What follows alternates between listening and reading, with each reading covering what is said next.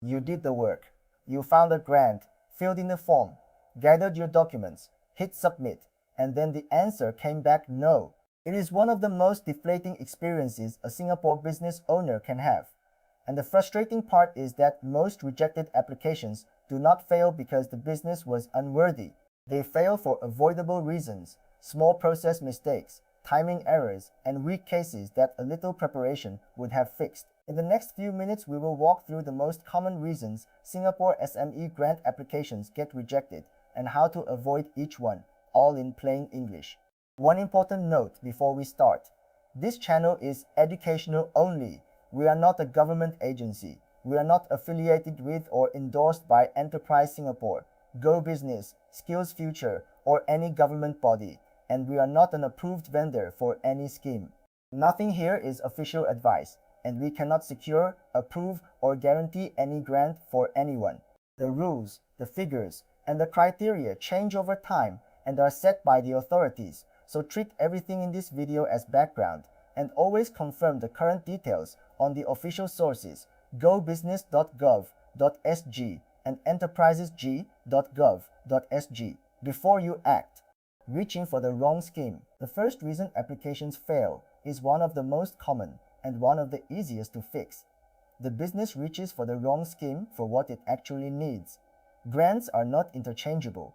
Each is built for a particular need, cost, and outcome, and an application that asks a grant to do something it was never designed to do tends to go nowhere. A classic version is picking a scheme meant for off-the-shelf productivity tools when the real project is a large bespoke transformation, or the reverse. There is an even more fundamental version of the same mistake, which is reaching for a grant at all when the need is really about cash flow or financing. A grant co-funds a specific qualifying project. It is not a loan and it is not working capital. If what you actually need is to fund day-to-day operations or spread the cost of a purchase over time, a financing option may fit far better than any grant, and forcing the situation into a grant application is likely to end in a rejection. The way to avoid this is to start from the need, not the scheme. Get clear on what you are trying to achieve first, then read the official pages to see which form of support, if any, fits that situation. The second reason is a timing mistake, and it is a painful one, because the business often did everything else right. They committed to the cost, signed the contract, paid the deposit, or even started the project or bought the equipment before the application was approved. For many grants, the process order matters enormously. Support is generally meant for projects and purchases not already committed to, and if you have already spent the money or locked yourself in, you may have taken that spending outside what can be supported, no matter how deserving the project. Businesses fall into this trap for understandable reasons: excitement, a supplier deal that expires soon, or an assumption that the paperwork can simply follow later. It very often cannot. The fix here is a matter of discipline. Understand the correct order of steps before you spend a single dollar, and treat approval as a gate you pass through, not a formality you tidy up afterwards. As a rule of thumb, do not sign, pay, or start until you have confirmed on the official source what has to happen first. The precise timing rules differ by scheme and change over time, so the sequence should come from current official guidance, not from what worked for someone else last year. A business case that is all activity, no outcome. The third reason sits at the heart of many rejections, and it is about the quality of the case you make. A weak application describes activity. A strong application describes an outcome.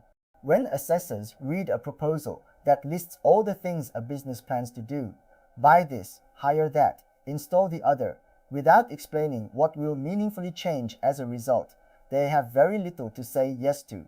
The purpose of most support schemes is to help a business become stronger, more productive, more capable, or able to reach new markets, and your case has to show that change clearly.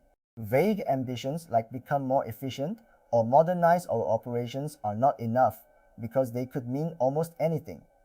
A compelling case connects the dots. It states where the business is now, the problem it is addressing, what the project will do, and the concrete outcome it is aiming for.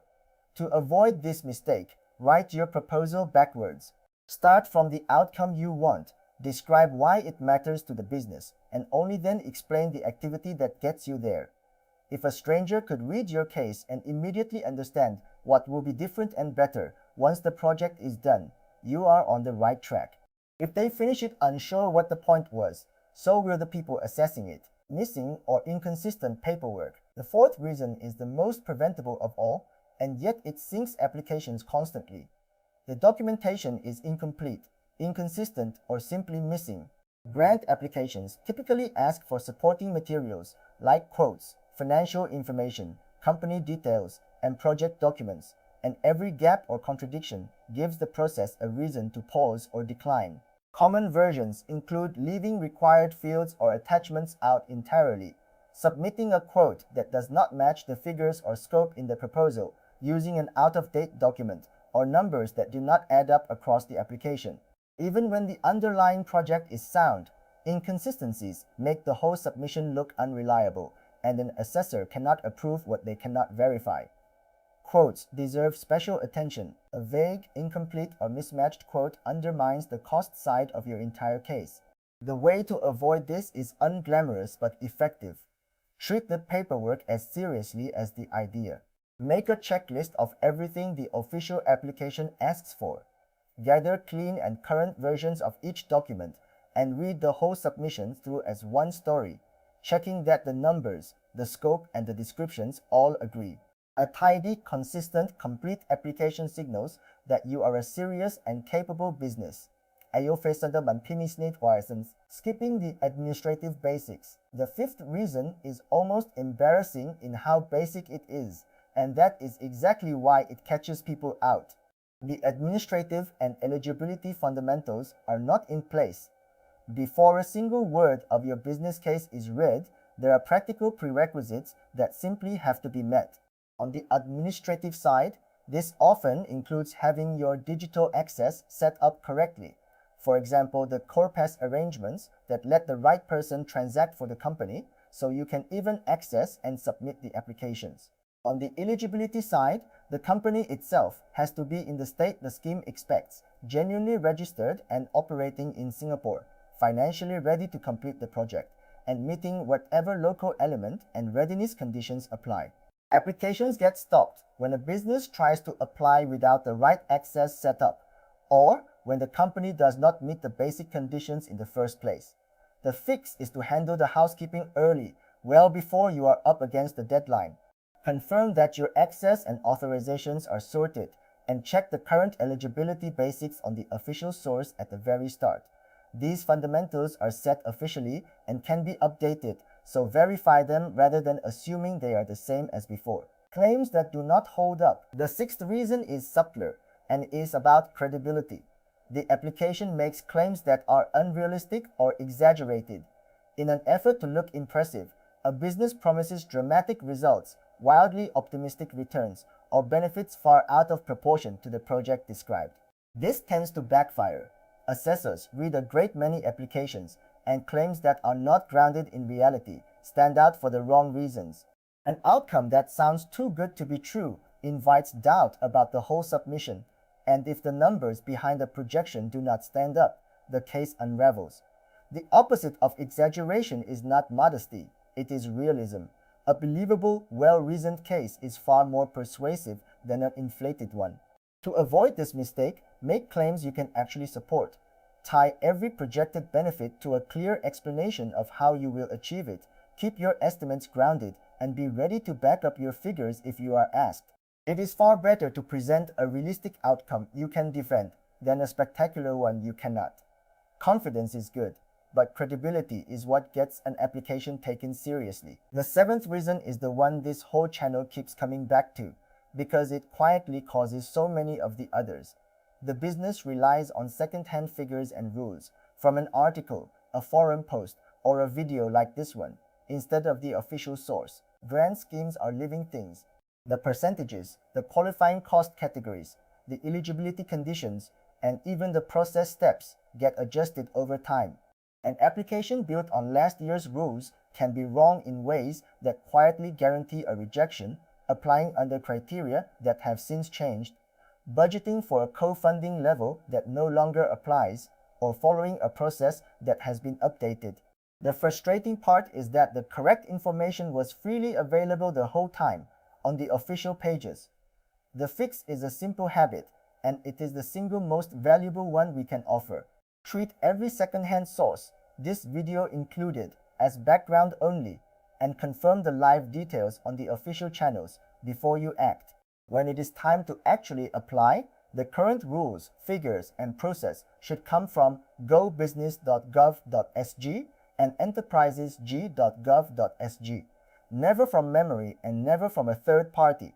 Get into the habit of checking the source, and you remove one of the most common causes of rejection at a stroke. Quick recap. Let us pull it together. Most grant rejections are avoidable, and they cluster around a handful of causes. Reaching for the wrong scheme, or reaching for a grant when a loan or another form of support actually fits. Committing to costs or starting the project before approval when the process order matters. A business case that describes activity rather than a clear outcome. Documentation and quotes that are incomplete, inconsistent, or missing. Administrative and eligibility basics like access and company readiness that were never sorted out. Claims that are exaggerated rather than realistic, and relying on second-hand rules and figures instead of the official source. Notice the common thread. Almost every one of these is a preparation problem, not a worthiness problem, which means almost everyone is within your control before you ever hit submit. Remember the spirit of this channel. Our job is to hand you the map and the vocabulary so the process stops feeling like a mystery and you can walk into the official pages already knowing what to watch out for. A rejection is not a verdict on your business. Far more often, it is a sign that a step was rushed, a case was vague, or a detail was missed, and all of those are fixable. So when you are ready, do the unglamorous things well. Read the official pages properly, prepare a clear, outcome-focused case, get the process order right so you do not commit too early, and verify every figure and rule on the official sources rather than trusting memory or a third party. Nothing here is a promise that you will qualify or that any application will succeed, and no one can honestly guarantee an outcome, but good preparation genuinely tilts the odds in your favor. If this made the process clearer, subscribe for a new Singapore grant breakdown, and we will keep turning these schemes into plain English, one grant at a time, so you can stop leaving funding on the table.